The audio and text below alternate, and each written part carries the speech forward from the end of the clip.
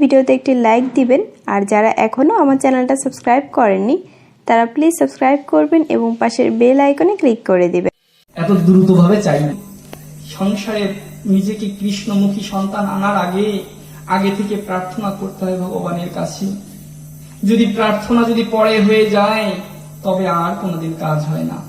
হ্যাঁ, এই জন্য দেখুন আপনার সন্তানদের এই কৃষ্ণমুখী গড়ে তুলুন, যাতে ভবিষ্যৎ প্রজন্মটা ভাগবত ভক্ত হতে পারে, ভাগবত পরায়ণ হতে পারে। যদি এখন থেকে প্র্যাকটিস করান, হয়তো ছোট বাচ্চা শিশু যারা আছে এদের যদি সকাল সন্ধ্যায় হরে কৃষ্ণ বলান, একদিন বড় হতে হতে দেখবেন ওরাও হরে কৃষ্ণ বলা ছাড় একজনকে এই শিক্ষাটা পাবে। আমি এই শিক্ষাটা আমার পরিবারের কাছ থেকে পেয়েছি। আমার ঠাকুমা, আমার দাদু সকাল সন্ধ্যা বেলায় আরতি কীর্তন করতো, হরে কৃষ্ণ বলতো, মালা জপ করতো। তাহলে আমরা কি আরেকটা বলবো? আমরা তো হরে কৃষ্ণই বলবো। এই হরে কৃষ্ণ বলতে বলতে কোন দিন যেন কৃষ্ণ প্রেম ভক্তদের কৃপা হয়ে গেছে, যার মাধ্যমে আজ ভগবানের কথা বলার সুযোগ পেয়েছি। হ্যাঁ, এইভাবে দেখুন এই শ্রীকৃষ্ণ চৈতন্য মহাপ্রভু যে করুণা করেছিলেন ভক্তদের, শুধুমাত্র মনুষ্য জাতিকে কৃপা করেন নাই, এই গৌরহরি সমস্ত পশুকুলেও কৃপা করেছেন। এই চৈতন্য মহাপ্রভুর গুরু মহারাজ আছেন ঈশ্বরপুরী। হ্যাঁ, এই ঈশ্বরপুরীর গুরুদেব আছে মাধবেন্দ্রপুরী। এই মাধবেন্দ্রপুরী কেমন ছিলেন জানেন? এই মাধবেন্দ্রপুরী এতটাই ভক্তমতী, এতটাই ভক্ত যে জীবনে কোনো কারোর কাছে কিছু চাইবে না, কিছু চাই না ভগবানের কাছে। যদি কিছু দেয় তবে আমি কিছু দেব, যদি কিছু না দেয় আমি কিছু নেব না। হ্যাঁ, তো এই ঈশ্বরপুরী মাধবেন্দ্রপুরী যখন বৃন্দাবনে গেলেন, এই বৃন্দাবনে গিয়ে মাধবেন্দ্রপুরী যখন সমস্ত জায়গায় ভ্রমণ করছে, কৃষ্ণ কৃষ্ণ বলছে। হ্যাঁ, গোপীনাথ মন্দিরে গিয়ে এই গোপীনাথ মন্দিরে ক্ষীর রান্না হয়। হ্যাঁ, তো ঈশ্বরপুরীর ও মাধবেন্দ্রপুরীর হৃদয়ের ইচ্ছা, যদি আমাকে কেউ প্রসাদ ইচ্ছাকৃত ভাবে দেয় তবে আমি প্রসাদ পাবো, আমি কারো কাছে হাত পেতে প্রসাদ পেতে চাই না। হ্যাঁ, এই ভাবনাটা নিয়ে মাধবেন্দ্রপুরী ঘুরছে। তো গোবিন্দ অর্থাৎ গোপীনাথ, এই গোপীনাথ চিন্তা করলো আমার ভক্ত মাধবেন্দ্রপুরী এসছে, আমার কত সৌভাগ্য, ভক্ত আমার কাছে এসেছে। তবে মাধবেন্দ্রপুরী তো জীবনে আমার কাছে কিছু চাই নাই, কিছু চাইবে না। গোবিন্দ নিজে এই ক্ষীর চুরি করে রেখেছিলেন এই মাধবেন্দ্রপুরীর জন্য, নিজে আঁচলকে ঢেকে রেখেছিলেন সেই ক্ষীর, একটা ক্ষীরের মালসা, সেটা গোপন করে চুরি করে রেখে পরবর্তীকে সেই পুরোহিতকে, পূজারীকে বলে, আমি মাধবেন্দ্রের জন্য একটা ক্ষীর চুরি করে রেখেছি, তুমি যাও মাধবেন্দ্রকে ক্ষীরটা দিয়ে আসো। হ্যাঁ, দেখুন ভগবানের ভক্ত যদি এরকম হয়, কেউ যদি ভগবান গৌরহরিকে, ভগবানকে যদি একটু ভালোবাসে, ভগবান তাকে অবশ্যই করুণা করে। ভালোবাসার জায়গাটা কেমন দেখুন। আজ আমরা মনুষ্য জাতি, আজ মানুষ হয়ে কৃষ্ণ বলার সুযোগ পেয়েও কৃষ্ণটা বলছি না, তাই না ব্যাপারটা? কৃষ্ণটা বলতে পারছি কিন্তু বলি না, সময় নেই, আমার খুব অসুবিধা। হয়তোবা যদি অল্প বয়সে হরে কৃষ্ণ বলে, তিরস্কার স্বরূপ এটাই বলি, অমুকের ছেলে বড় সাধু হয়ে গেছে, কথায় কথায় হরে কৃষ্ণ বলে। আজ আমাদের সনাতন ধর্ম, আজ আমাদের হিন্দুকুল আজ নিজেদের কারণে বিধ্বংস হয়ে যাচ্ছে, নিজেদের দোষের কারণে। কেমন জানেন? অপরের ছেলে সাধু হলে ভালো লাগে, নিজের ছেলে সাধু হলে কষ্ট হয়। কেন জানেন? পরের ছেলে সাধু হয়েছে ভালো তো, খুব ভালো, নিজের ছেলে সাধু হোক খুব খারাপ লাগে। সংসার ত্যাগ করে চলে যদি যায়, চাকরি করবে, ব্যাংক ব্যালেন্স করবে, টাকা দেবে, পয়সা দেবে, খেতে দেবে, পাশে থাকবে, সেই ছেলে যদি সাধু হয়ে যায়, মাথায় চৈতন্য রেখে হরে কৃষ্ণ বলে, এত হরে কৃষ্ণ বলার দরকার নাই, বই পড়ো, চাকরি লাগবে, টাকা লাগবে। দেখেছেন ব্যাপারটা? এই জন্য শাস্ত্রে বলছে ধর্ম কোনোদিন সুখ দিতে পারে না, ধর্মই স্বয়ং সুখ। হ্যাঁ, ধর্মের পথে থেকে ভগবানকে ভালোবেসে ধর্মটাই এমনিতেই সুখ দিয়ে দেয়, ধর্ম আলাদাভাবে সুখ দিতে পারে না। এই শ্রী চৈতন্য মহাপ্রভু যখন নবদ্বীপে লীলা করতেন, নবদ্বীপের মাটিতে যখন শ্রীকৃষ্ণ চৈতন্য মহাপ্রভু যখন দুটি হাত উত্তোলন করে হরে কৃষ্ণ বলতেন, হ্যাঁ, এই গৌরহরি দুটি হস্ত উত্তোলন করে গৌরহরির মতন হরে কৃষ্ণ বলে চোখের জলে ভাসিয়ে সমস্ত ভক্তরা গৌরহরিকে ঘিরে হরে কৃষ্ণ বলে সংকীর্তন করে। হ্যাঁ, অনেকেই দুঃখ পায়, আবার অনেকেই সুখ পায়। দুঃখ পায় কারা জানেন? যারা কৃষ্ণ বিমুখী, যারা গোবিন্দকে ভালোবাসে না, তারা দুঃখ পায়। এই যে সকালবেলা আরতি কীর্তন আরম্ভ করবে, মাইক দিয়ে আমাদের ঘুমটা আর হলো না, তাই না? এরকম আছেন অনেকে, আমাদের ঘুমটা আজ হলো না। এই যে আরতি কীর্তন হরে কৃষ্ণ বলা বলি কতটা এত হরি বল বলে কি লাভ, এমনিতেই তো বলা যায়। হ্যাঁ, এইভাবে যারা ছিল তারা খুব দুঃখ পেত গৌরহরির আমলেও। এই গৌরহরিকে ভালোবাসত সকলেই। এই ভালোবাসার ভিতরে হয়তো বা কারো কিছু চাওয়া ছিল, পাওয়া ছিল। হ্যাঁ, এই চাওয়া পাওয়ার মাধ্যমে দিয়ে শ্রীবাস ঠাকুর বললেন, হে গৌরহরি, তুমি নগরে নগরে গ্রামে গ্রামে বাহিরে বাহিরে হরে কৃষ্ণ বলো। তোমার কত দুঃখ হয় প্রভু, তোমার কত কষ্ট হয়। আমি বলি কি জানো প্রভু, আজ থেকে আমার অঙ্গনটা তোমার, আমার এই অঙ্গনে বসে তুমি হরে কৃষ্ণ বলবা, সংকীর্তন করবা, তোমার বাহিরে গিয়ে হরে কৃষ্ণ বলা লাগবে না। হ্যাঁ, তো মহাপ্রভু বললেন, শ্রীবাস, এই সংসারের যত অঙ্গন আছে সমস্ত অঙ্গনই আমার। এবার এই সংসারে কত অঙ্গন দেখুন, আপনার একটা দেহ দিয়েছে, আমার একটা দেহ দিয়েছে, প্রত্যেকের তো একটা অঙ্গন আছে হৃদয়ে। এই সংসারের যে অঙ্গন, এর থেকে বিশুদ্ধ পরিশুদ্ধ অঙ্গন হচ্ছে আমার হৃদয়ের অঙ্গন। গৌর বললেন, হে শ্রীবাস, যার হৃদয়টা সুন্দর, হ্যাঁ, সেটাই তো আমারই অঙ্গন। অর্থাৎ হৃদয়ের অঙ্গনে প্রত্যেকটা ভক্তের হৃদয়ে তো আমিই থাকি। হে শ্রীবাস, আমার আলাদা করে কোনো অঙ্গন লাগবে না। তো এইভাবে যখন মহাপ্রভু শ্রীবাস ঠাকুরকে বললো, তোমরা সকলেই মিলে চলো আমরা হরে কৃষ্ণ আন্দোলন করে নগরে নগরে পরিক্রমা করব। হ্যাঁ, পঞ্চতত্ত্ব বিগ্রহদের নিয়ে চৈতন্য মহাপ্রভু যখন নগর পরিক্রমা করছেন, হরে কৃষ্ণ বলছেন, তো বলতে বলতে একটা ধূপা, যারা কাপড় কাচে, তো ধূপাদের অঙ্গনে আসলেন হরে কৃষ্ণ বলতে। তো ধূপাটা মহাপ্রভু বলছে, যাও অদ্বৈত, তুমি ধূপাকে গিয়ে আমার দিকে তাকাতে বলো, আমাকে শুধু দেখবে, এটা গিয়ে বলো। তো কিছু সংখ্যক ভক্তরা গিয়ে মহাপ্রভু ওই ধূপার কাছে গিয়ে বললেন, আমাদের গৌরহরি এসেছেন, আপনি কৃপা করে একবার মহাপ্রভুর দিকে তাকান। হ্যাঁ,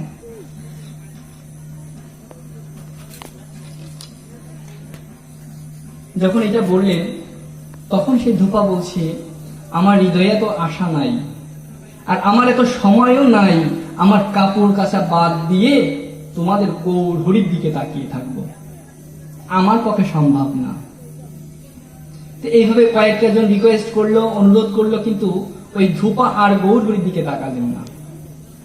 এবার অদ্বৈত ঠাকুর এসে, পঞ্চতত্ত্বর গুরু গোসাই, এই অদ্বৈত এসে যখন বলছে, তুমি একটু আমার মহাপ্রভুর দিকে তাকাও, তো বলছে, ঠিক আছে, আপনি কাপড়টা কাচেন, আমি তাকাই। হরে কৃষ্ণ, আপনি আমার কাপড়টা কাচেন, আপনি আমার কাপড়টা ধুয়ে দেন, আমি আপনার গৌরহরির দিকে কেন আরো প্রভুর দিকে তাকাবে থাকবো, আপনি আমার কাপড়টা ধুয়ে দেবেন, আমার কাজ বন্ধ দিয়ে কোনো দিক তাকাতে পারবো না আমি।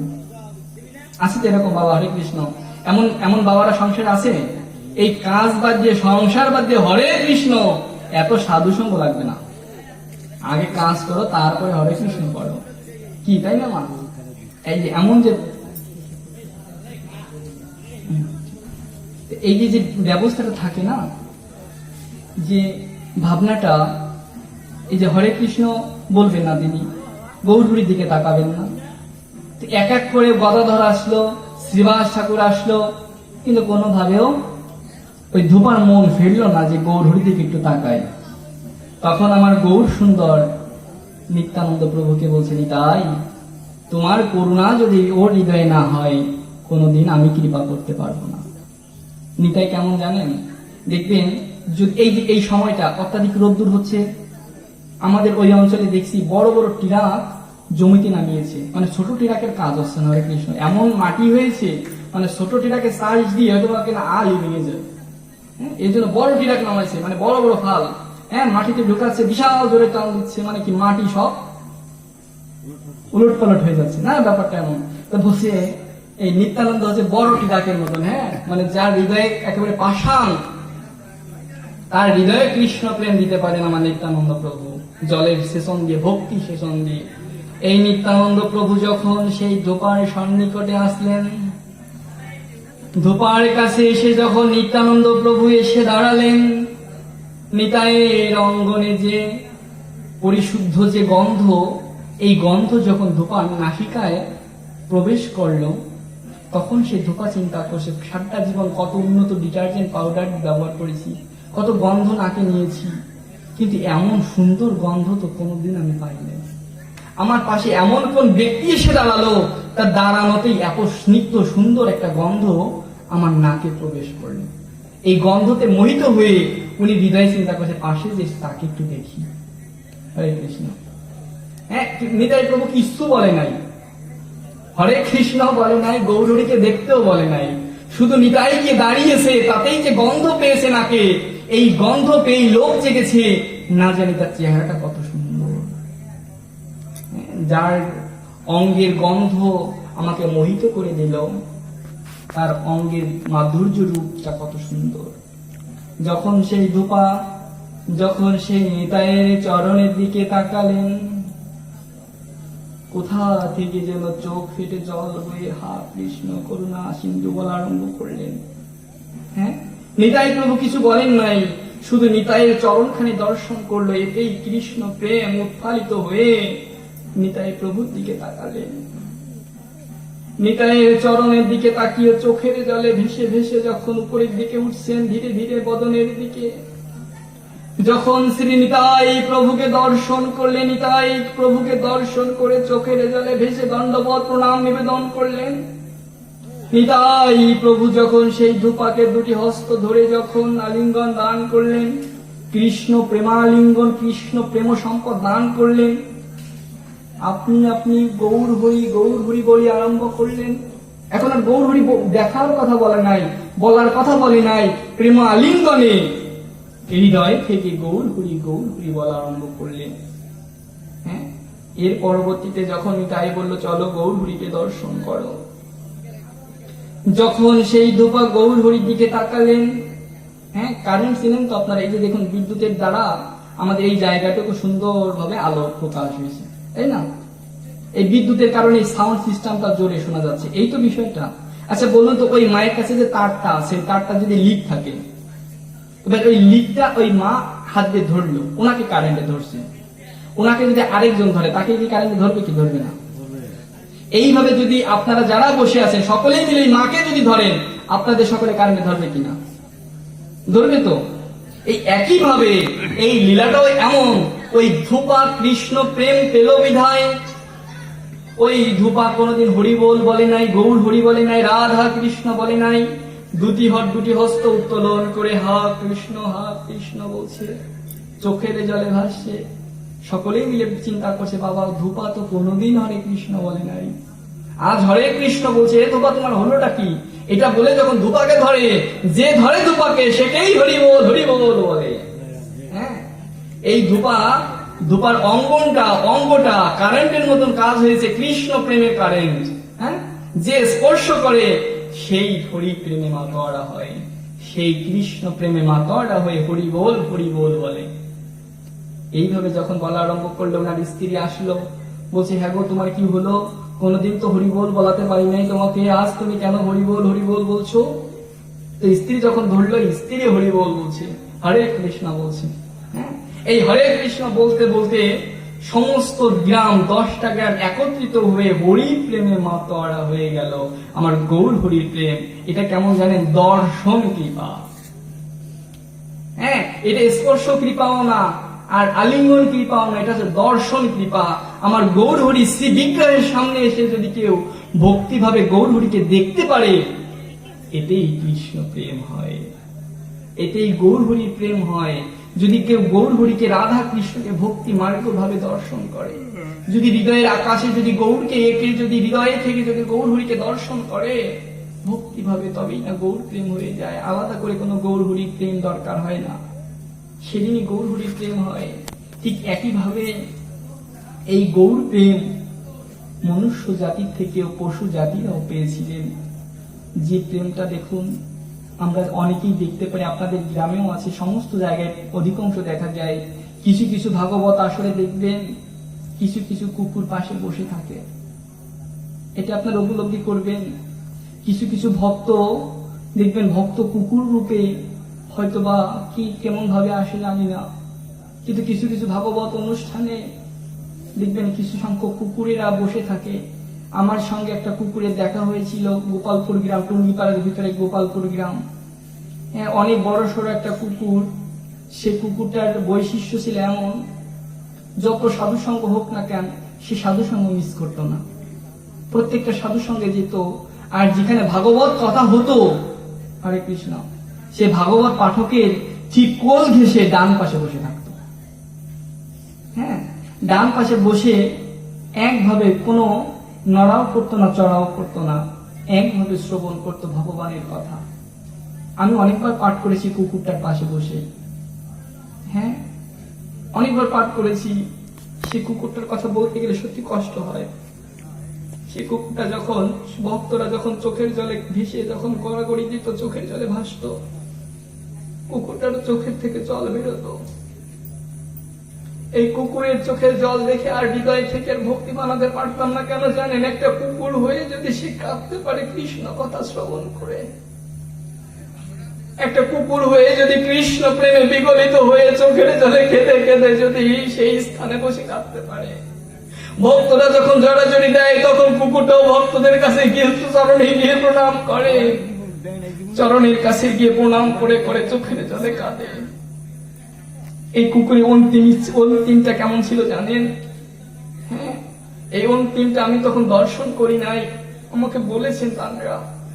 একটা ভাগবত আসরে অনেক ভক্তরা মিলিত হয়ে রয়েছে, ভাগবত কথা চলছে, ভগবানের কথা বলছে, ভক্তরা উলুধ্বনি জয়ধ্বনি দিচ্ছেন। কুকুরটার সামনে ভক্তদের সামনে গিয়ে তা বসলেন। প্রত্যেকদিন ডান পাশে থাকে, আজ ভক্তরা মাঝে একটু ফাঁকা থাকে না, একটু ফাঁকা থাকে, তো সেই ফাঁকা জায়গায় গিয়ে এইভাবে ওর তো হাত নেই, সামনে একটু একটু উঁচু হয়ে সামনে দুটি হাত ভেঙে দিয়ে ভক্তদের দিকে অসহায়ের মতন তাকিয়েছিল নাকি, অসহায়ের মতন তাকিয়ে চোখের জলে ভেসে ভেসে যেখানে ভাগবত গ্রন্থ থাকে সেই ভাগবত গ্রন্থের কাছে এসে মাথা নত করলেন। অনেকটা হুঙ্কার দিয়ে পৃথিবী থেকে চলে গেল সেই কুকুরটা। এমন দর্শন, এমন কথা হয়তো আর কোনোদিন হয়তো আপনারা শোনেন নাই, কিন্তু বাস্তব সত্য কথা। এই ভাগবত গ্রন্থের কাছে এসে মাথাটা নত করে হুঙ্কার দিয়ে দেহটা রেখে দিল সেই কুকুরটা সাধু সঙ্গের ভিতরে রেখে সকলে নিতাই গৌর উলুধ্বনি জয়ধ্বনি দিয়ে সেই কুকুরের দেহটা এই সংসার থেকে বিদায় নিল। তো দেখুন এই বিষয়টা এই জন্য বললাম, দেখুন একটা কুকুরের ভাগ্যেও ভগবানের প্রেম অর্জন হয়।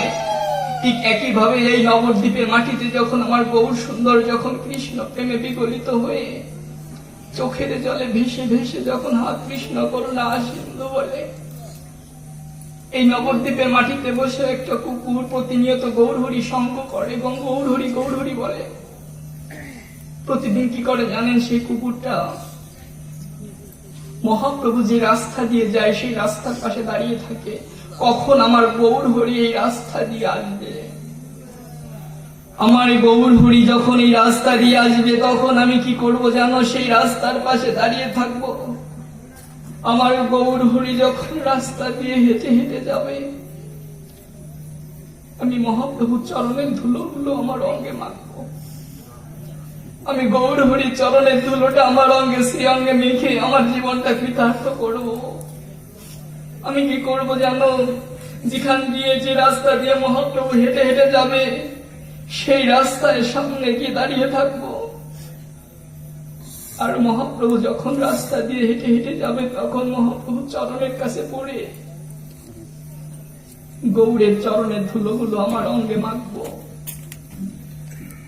তো এইভাবে যখন সেই কুকুরটা হৃদয় থেকে যখন গৌরহরি গৌরহরি বলে কাঁদে, আর মহাপ্রভু দৃশ্যটা দর্শন করেও কিছু বলে না, তো কোন একটা সময় আজ মহাপ্রভু অন্য স্থানে হরিনাম প্রকাশ করতে গিয়েছে, সারাটা দিন কুকুর আজ মহাপ্রভুকে দেখতে পায়নি, সারাটা দিন গৌরহরিকে দর্শন করতে পারে নাই। আজ যখন সারা দিন যখন কুকুরটা মহাপ্রভুকে দেখতে পাই নাই, পাগলের মতন সমস্ত জায়গায় খুঁজছে আমার মহাপ্রভু কোথায় আছে। আজ একটা কুকুর কুলে জন্মগ্রহণ করে সে যদি গৌরহরিকে খোঁজে, আমি তো কোনদিন খুঁজতে পারি না। আজ কুকুর রূপে জন্মগ্রহণ করেও সমস্ত জায়গায় খুঁজছে আমার গৌরহরি কোথায় আছে, কোথায় গেলে আমি গৌরহরিকে দেখতে পাবো। এই ভাব হৃদয়ে প্রকাশ করে সমস্ত জায়গায় খুঁজছে, কিন্তু কোথাও গৌরহরিকে পেলেন না। দিন শেষ হয়ে গেল, সন্ধ্যা উপস্থিত হলো, গৌরহরিকে আর দেখা হলো না। যখন গৌরহরিকে দেখা হলো না, তখন খুব হৃদয়ে খুব আশা, গৌরহরির জন্য অপেক্ষা করার জন্য হৃদয় কেটে কান্না বের হচ্ছে, হু হু করে কাঁদছে, কখন আমি গৌরহরিকে দেখতে পাবো। হৃদয়ের ভাবনাটা কিন্তু একটা কুকুরের। সে কুকুরটা গৌরহরির কাছে বলছে, প্রভু আমি কখন তোমার শ্রী বিগ্রহটা দর্শন করতে পারবো। সারাটা দিন সারাটা জায়গায় ঘুরে ঘুরে বেরিয়েছি, তোমাকে একটু একটা পলক দেখতে পারি নাই। সারাটা দিন শেষ হয়ে গেল, এখন রাত হয়ে এসেছে, প্রভু আমি তোমাকে তাও দেখতে পারি নাই। অত্যাধিক শীতের সময়, এই শীতের সময় ঠান্ডাতে, সে ঠান্ডার ভিতরে থেকে দরজার পাশে বাহিরে মাটিতে কুকুরটা বসে আছে আর গৌরহরির জন্য অপেক্ষা করছে। কিভাবে অপেক্ষা করছে জানেন? কখন আমার এই গৌরহরি তার দরজাটা খুলে গৌরহরি কখন বেরোবেন, কখন আমার এই সোনার গৌরহরি সোনার নূপুর পায়ে আমার এই শশীর নন্দন শ্রীকৃষ্ণ চৈতন্য মহাপ্রভু দরজা দিয়ে বেরোবেন। যখন আমার এই শ্রীকৃষ্ণ চৈতন্য মহাপ্রভু যখন দরজা দিয়ে বেরোবেন, আমি মহাপ্রভু চরণখানি দর্শন করে আমার এই পশু জীবনটা ধন্য করব। আমার এই দেহখানি আমি মহাপ্রভু চরণের উপরে দিয়ে